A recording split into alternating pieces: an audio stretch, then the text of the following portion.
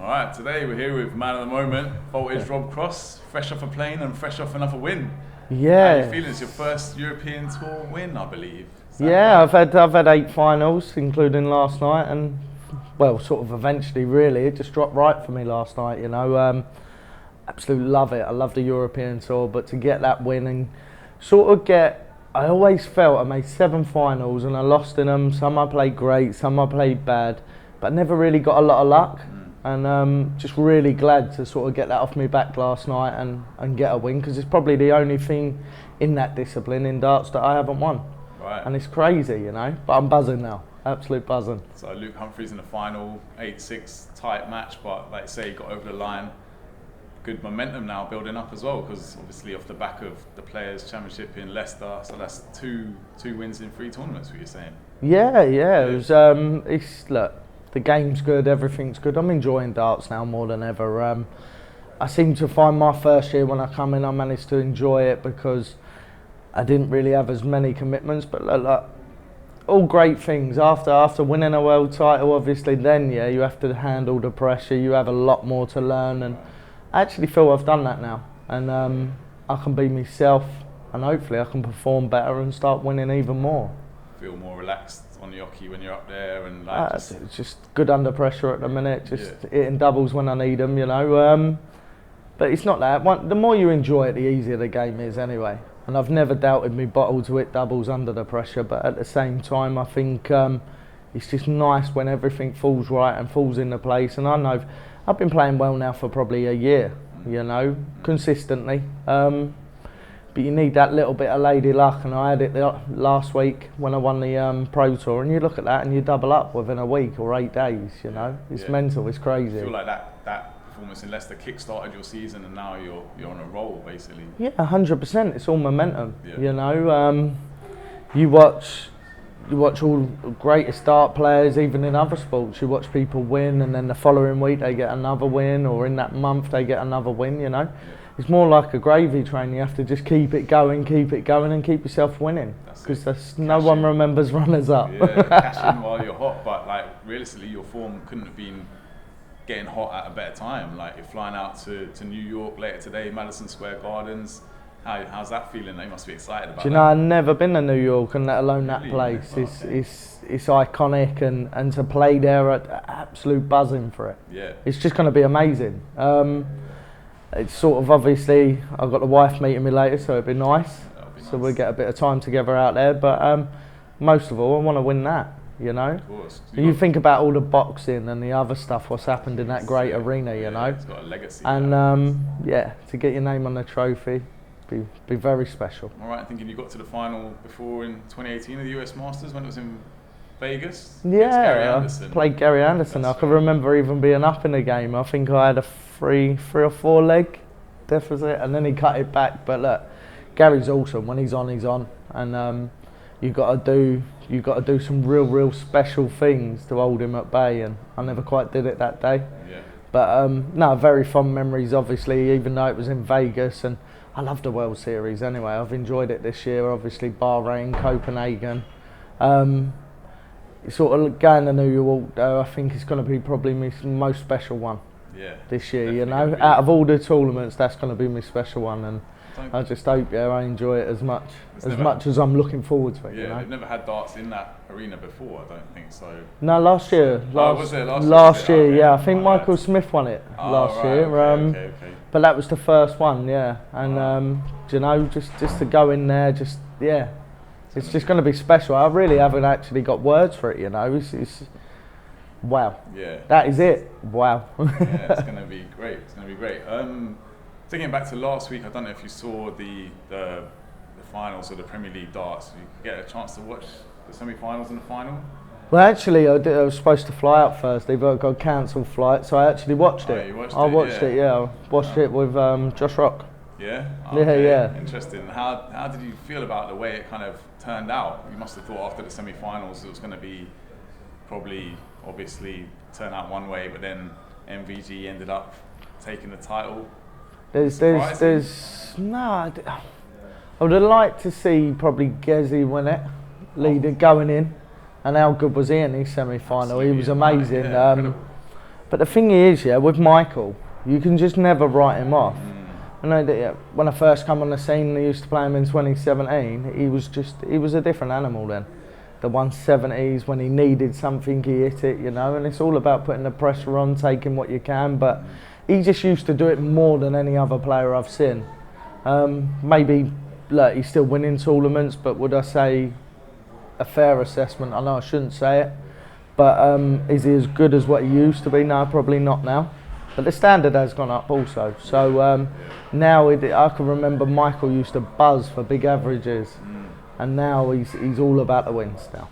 And he's more business-like. He just wants to win, and I don't blame him. Look, he deserves that Premier League what he got on Thursday, and how amazing did he play to win it? You know, the 170 to break and other stuff. Yeah. So just amazing. You hear about the supposed injury he was dealing with in the lead up to the semi-finals. Do you think that was a bit of gamesmanship, or he was denying it, but the fact that the rumour was out there? Well, I hope he don't mind. But yeah, I actually spoke to him at the weekend when I see him the week before. And there was an injury there. I believe anyway. You know, and look, you can't look at him and say when he was on that. No one wants to show any weakness going into a massive tournament like that. And I think he played it very well, but. Realistically, there was something there. No one winces like that when they're not in pain, you know. So, I think he's done amazing. Yeah. And he turned up on a big occasion again, so he's built a living off it. Yeah, no doubt. Massive respect. I think he's overtaken Phil Taylor now. That's his 11th title. Phil Taylor's got 10 Premier League titles. Do you think when he obviously he's got a lot of his career left, but when he comes to hang up his darts, could he have a bigger reputation than Phil Taylor at that point? Is that hard to say? I don't know. Phil won so much, didn't he? And he was so dominant. Yeah. And we're not just talking about dominance for 10 years or whatever. It was probably 20. You know. I don't think the big guy will ever get toppled like that. Some of his averages and tournament averages. I think he played the European Championship. One what sticks in my head, and he had a tournament average of 112. Now. Mind-blowing.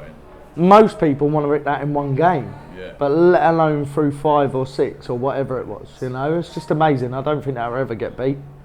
If it did, I hope it's me what beats it. Yeah. But at the same time, no, I don't think it'll ever get beat. It's amazing, you know. And he was a level above Phil, but Michael, 2 different eras. Michael had the wins over Phil later on. Yeah. Obviously, when Phil was getting to the end and. Look, that's life. As you have one of the modern, the old greats like Taylor, and it was Michael to fill his boots, you know, with that and sort of take over, and he's took the flame on that. So passed the baton on, hasn't he? Exactly that. Yeah. So it's just And how do you feel about obviously Gerwyn Price, like you said, so dominant in his semi-final, but just didn't have the spark in the final against MVG? What would you put that down to? Obviously, the pressure doesn't normally get to him.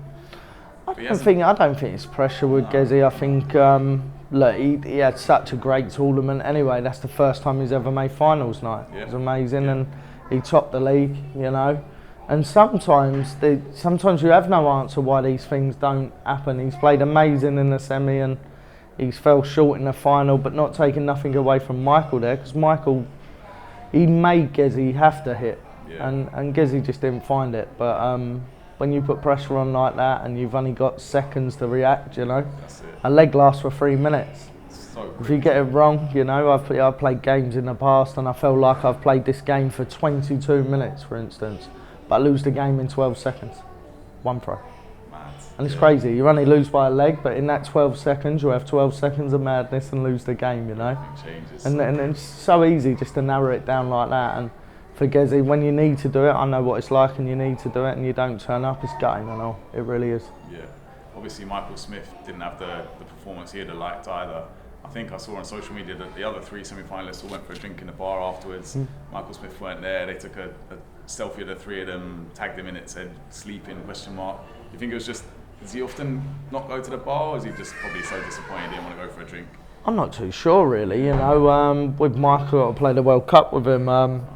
He's usually sociable, you know, so he's not that type of guy anyway. I just think it's just a bit of banter, you know. But maybe, look, he's going to be upset anyway. He's just done 16 weeks at Sank. He's made a semi-final.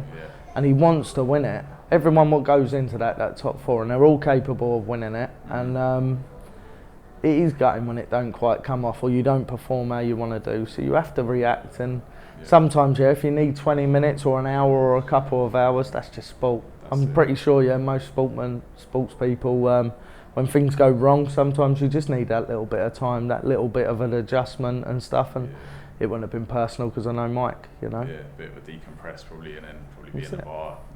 Might have gone home. Who knows? Looking forward to next year. Speaking from myself, I'd love to see you in the Premier League, but I know you've said in the past that maybe it's not for you. If the invitation comes next year, you're going to be tempted to take it? I have to admit, I always said this year, and I've been obviously strongly on it. Don't always think I've gone right around my interviews with it. Maybe I've been a little bit of abrupt, and I've tried to avoid stuff which is wrong on my front. But at the same time, I wanted this year, and I wanted to try and sort myself out. I had a real good back end of last year, and I felt I was playing well. I wasn't too sure whether the Premier League was going to suit me with the travelling, the other stuff, and then the extra pressure also, to perform every week. And for me, I sort of looked at it and I thought, this year just not my year. But next year, now the way I'm playing, I'd love to go back in it and have a go. Yeah, I would. So heard it here first. 100%. But no, just one of them things. I'm fully fixed now. I feel like I'm getting better. My concentration's better. My game's better. I've got a lovely routine at the minute, and it just don't really sort of feel anything was thrown at me at the minute. I'm handling it very well. So next year we're getting there and we do some damage. If I could lift that, it'd be amazing. It would be incredible. Would be. It seems like everything's just bouncing off you at the moment. You kind of got a bit of invincibility about you. Just the way you rolled in here this morning, no sleep. Coming like action man, fresh off a win and just ready in and out. Yeah, but it's what we do, and literally, I just love it anyway. And when I'm enjoying the game more now, nothing really gets me down. I'm not bothered, I go to do my job. And if I can enjoy it, it's even better because I know I'm always going to play great. I'm always going to try and grind out them results if I need to, or play well and win from the front. But for me, the opportunities now in the game, and another reason with the Premier League, we don't know, or I don't know how long I've actually got at the game. When it comes down to sport, we all want to achieve as much as we can and stuff. And it wouldn't have probably suited me this year because it wasn't right for me. But at the same time, how long have we got? We don't know. And these opportunities, if they pass you by, you might never get them again. So, next year, different approach. Exactly that. We don't know how long it's going to last, About Mike Van Gogh in there, you kind of had a little pop at you before saying maybe you weren't the right fit for the Premier League. I don't know how you felt about that. It's got a bit personal. I don't know. It's just interviews, isn't it? No, me and Mike had a chat about it, and he's good like that, If he's got something to say it, and so will I, and we'll clear the air, and we've cleared the air. Good stuff.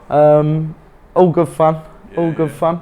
But that's what I respect about Mike. If he's got a problem, he'll say it, and all right, maybe both of us were in the wrong the way we went around it, but at the same time, no, it's all sorted now, and it's water under the bridge, and you pick yourself up. You have to spend a lot of time with these boys, so if you can sort of get along, it's a lot easier than sort of blanking each other and feeling a little bit awkward in the practice room for both, You need the tension there, Of course. I think you're number 5 in the world now, which to me is kind of astounding because the form you're in, you think you'd be higher, but it just goes to show maybe the standard of darts right now is higher than it's ever been.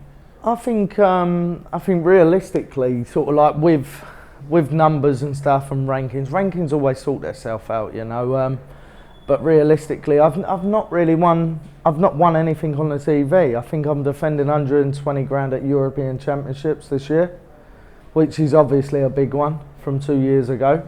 But if you look at my other TV runs, sort of maybe the back end of last year, the Worlds I played well. I had a final in the Players' Championships. Didn't play too bad in the Grand Slam. But if you look at most of my other ranking events, I'm defending first, second round. And that's why my ranking's not high enough, because you go deeper, you get better runs in the TVs, and we look to change that now. I think our last 8 in the UK Open this year, if you're in the top 8, obviously it's not bad. I should have maybe done a little bit better there. I let myself down, but look, match play round the corner, and I love that venue. Absolutely love it. It's amazing just to go, and it's iconic itself. You know, it's old, Blackpool, it's different. Yeah, Blackpool. Just with a balcony around you. You know, it's the hottest venue I've ever played in, and all. So yeah. Sweltering. Oh, it's very hot. Okay, exciting times. So you mentioned Josh Rock earlier. You watched the Premier League with him. How big of a future do you see for him in the game? Don't get me wrong. He's still doing this thing what I used to call box ticking exercises. Really, you know, you're always asking yourself questions. You're always saying to yourself, how do I deal with that, or how do I deal with that? How do I get better at that? You know, because he's learning. He's 22, but he's got a very bright future. You know, I think it probably fair assessment. Sometimes prone, he miss a few doubles, but maybe that's just youngness, and he's young, and it just he puts a lot of pressure on himself. But then when he's in full flow, there's not really another player out there what can score like the boy. So he's got a very bright future. Any other young and up and coming players you'd tell people to look out for? I think we already know. I think the youngster, obviously, Nathan Aspinall's manager's got him. Luke Littler. Oh, okay. Have you seen him play? No, I don't think so. Wow. 16 years old. Yeah. Wow. 16 years old, and I have to admit he's your next one. What's going to come through and all.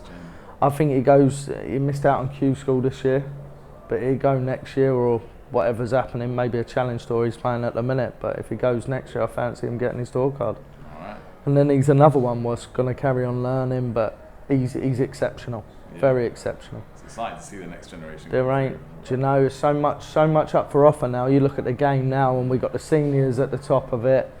Obviously us, the Modus Online League, what keeps the other players playing when they haven't got tour cards, and the youth system. I think it's amazing when you look at the JDC, even the PDC, with having these youth come in, and they're all earning great money and all. You know, they're kids. It's mental. Earn more money at that being a kid than what I used to earn at work.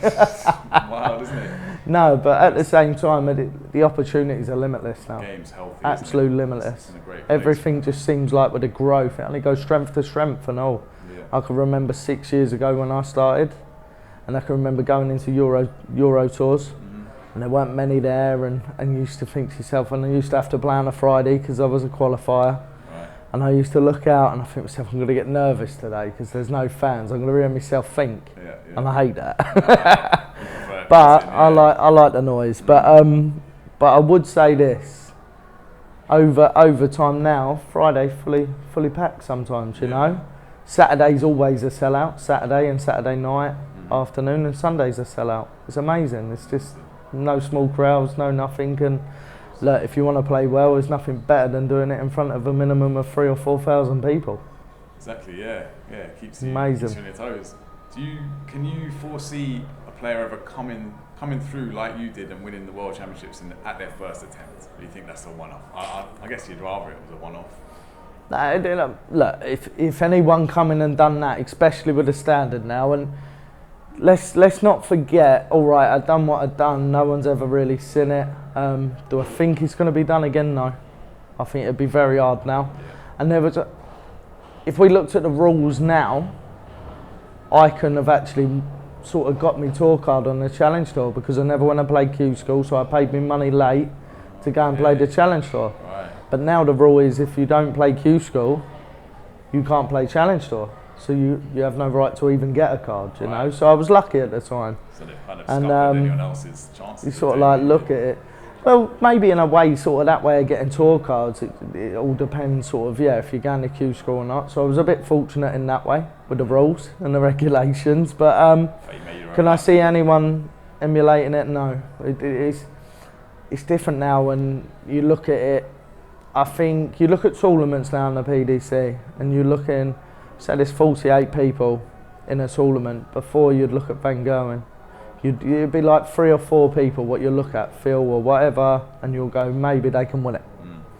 Now you're looking at a field and there's probably 20 what can win it. The strength and depth. And the strength and depth, and it only takes someone what's higher ranked having a little bit of a bad day, and before you know it, the lower ranked players won, and that's sport. That's sport.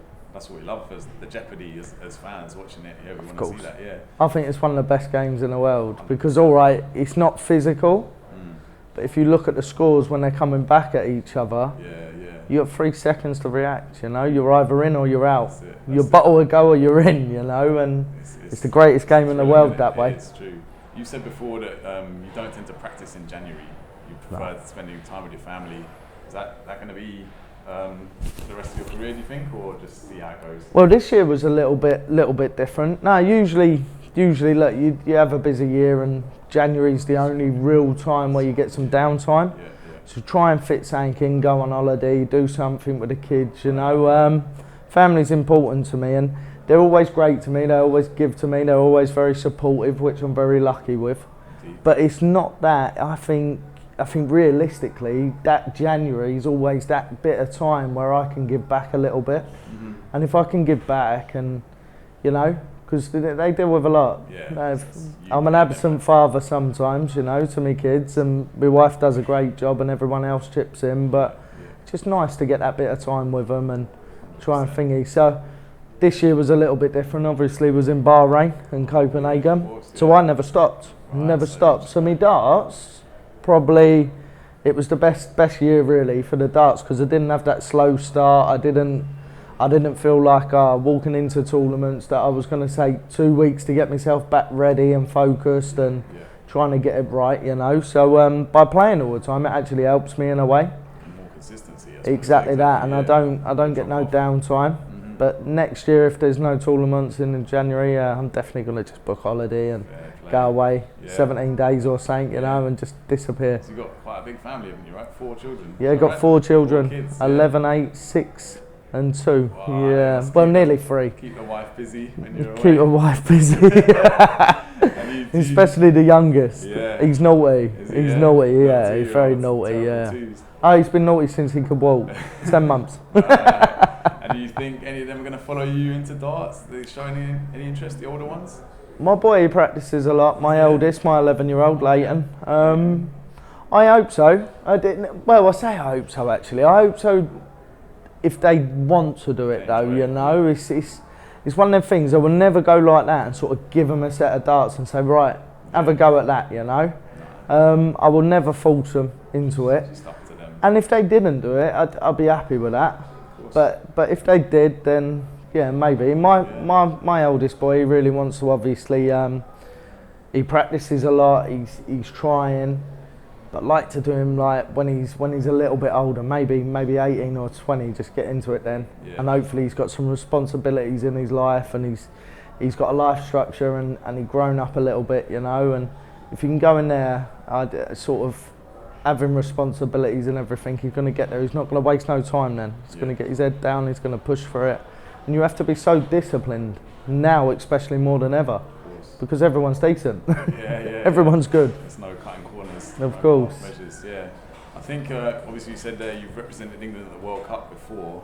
Yep. And that win yesterday means you'll be representing at the World Cup again, I believe. So it was a straight shootout with Luke last night in the final. Straight shootout, and how much that means to you representing England? Do you know, it's massive. I can remember maybe 2 weeks ago, and as you do, you go on social media and all the chat. Obviously, Luke's 2 or 3 weeks ago, he was only 3,000 behind me.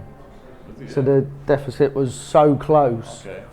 And remember reading this comment. I'll never do it either, because usually I don't really care. I try and stay away a little bit. And I read this comment, and it said on there, if Cross don't get it, just say that he's not bothered about it anyway, and just go for the easy cop out. And I have to admit, and I really wanted it. For a long time now. I've been trying to sort myself out, get myself right. But I want it more than ever at the minute. And I'm hungry for everything. I want to win everything now. And I think I'm in such a good place that I actually can win more. Why not? Exactly. And to represent England and represent my country is a proud moment. I've done it three times before. I think last time I played with Michael Smith, and we lost in the final to Wales. Okay. So Yeah, why can't we? Clayton, Yeah, it was is it? Gizzy and Clayton. Yeah. Okay, yeah. But at the same time, why can't we do it again? And it's going to be amazing, you know. Yeah. Keeps me busy, I know. Yeah, definitely. That's right. And it's out in Germany, which is a good place for darts. Frankfurt, That's Frankfurt, right, great venue. Something a bit more light-hearted. What's the best crowd you've played in front of? Best crowd, I have to admit, I love the match play crowd. Yeah. The match play, obviously, Blackpool, Yeah. Winter Gardens, absolute amazing. Yeah, I can remember, it just bounces off. Sort of like, maybe best venue, and I only ever played there once, but was the Grand Slam of darts. But do you remember when it was at the Civic Hall in Wolverhampton? And that was when Taylor was playing, 2017, and I qualified for the Grand Slam of darts, and it was at the Civic Hall. It's been closed since, but I went and played there in a little balcony, and yeah. It's always one. We're going to get the cup. That's all good. We'll just keep it rolling. So Civic Hall, Wolverhampton. I wouldn't have thought you'd said that. Okay. Yeah, do you know, it was the smallest venue I've ever played in. It don't hold a lot of people, So intimate. but I remember standing on the stage and it felt like someone could grab you out the stage. It was so compact, and you had the balcony just go up and just around you. And it was the best venue I've ever played in. It's just totally different. Totally different. Okay. And same question, but for the worst venue or worst crowd. Worst crowds, what I've ever experienced played in. It is pretty ruthless sometimes wherever you go, you know. But I could remember playing a World Series event, and it was in Germany. Okay. And I have to admit, I think first round I drew max up. Oh yeah, that would be. So I took an absolute batter in there, and then You knock him out, I won that one, and then I played Gabriel Clemens next round. And it fried my brain, but yeah, it was done. But you know, as it's so weird, because if I don't play German, obviously in Germany, like most people, actually I'm quite liked. You know, so it's not personal. It's just on the country, you know. And they've got to back their boy, haven't they? yeah, but you got to be loyal, and I believe in that. You know, you got to get behind your boy, and you got to want him to do well. Why else? Yeah, would you sell these tickets and not? You know, there's no point going. That's right. If there's no fans and no sort of commitment to their own people, you know, it's good. What a question from my missus here. I'm out. 2018. How did after you obviously won the World Championships, how did your family adjust to your newfound fame all of a sudden? Find it hard, or they kind of waterfront? That's okay. I've always tried to leave me kids, and I've always tried to leave my wife sort of in the background of it, you know, and not try and let them front too much, you know. They done an interview, my wife done an interview, felt weird as anything, you know. It was in the paper, I think, went in the Mirror and stuff. I think I read a bit. Yeah, I did read something. And she done that, but she done it really well. But just realistically, you know, just try and keep them away. But as much as their change, it was a change for everyone. Obviously, my life just changed overnight anyway, and I seem to find, for me personally, everyone looked at you in a different way. So maybe in a little way, maybe they looked at them a little bit different, thinking, but I've not really changed as a person, nor have they.